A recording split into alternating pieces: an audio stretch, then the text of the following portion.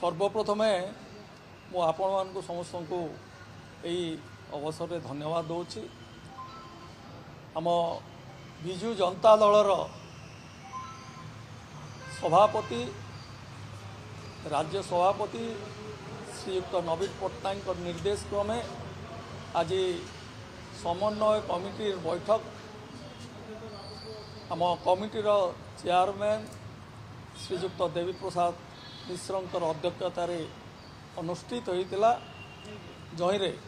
अन्यान्य एडवाइजरी कमिटीर सदस्य जेभली भाव में प्रसन्न आचार्य आमर अतनु सव्यसाची नायक प्रमीला मल्लिक एवं समन्वय कमिटीर 13 जन सदस्य सीधा सड़क ए बैठक रे जोग देवा संगे संगे अन्य माने भर्चुअल मध्य जोग देइथिले एवं आज आलोचना हेछि जे आम निर्वाचन संपर्क रे विजु जनता दल निर्वाचन संपर्क रे आलोचना हेछि एवं सेहितपाई जी आमर एसआरओ अछंती श्रीयुक्त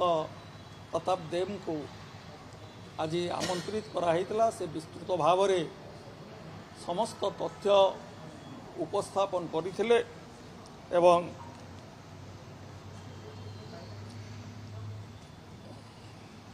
आमर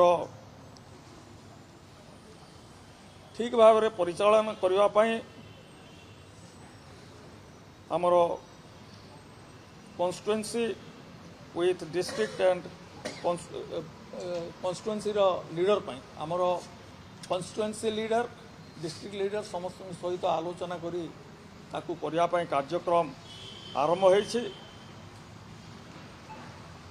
आमे प्रथम सप्ताह फेब्रुआरी रे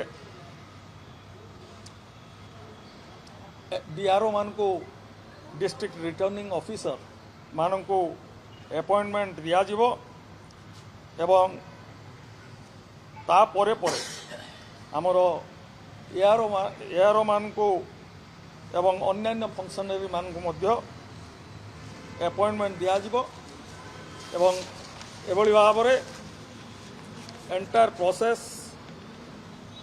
ताकू आमर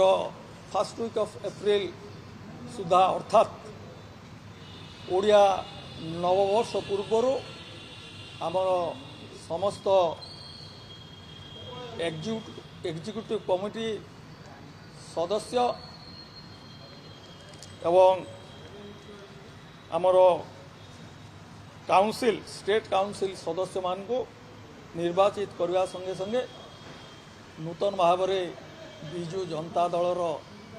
राज्य सभापति ताकू निर्वाचित करा आपण समय आसिले कहबे सेतबेले जानिबे।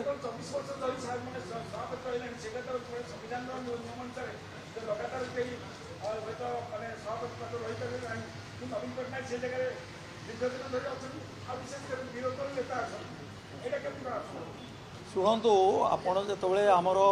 राज्य सभापति निर्वाचन हो से समय ए संपर्क में जानीपर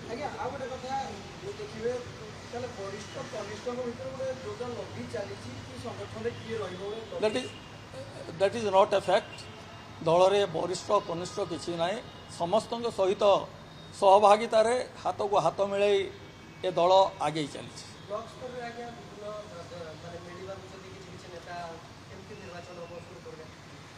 शुणु आपड़ जो कहते ब्लॉक स्तर में मिलवा बांधा कथा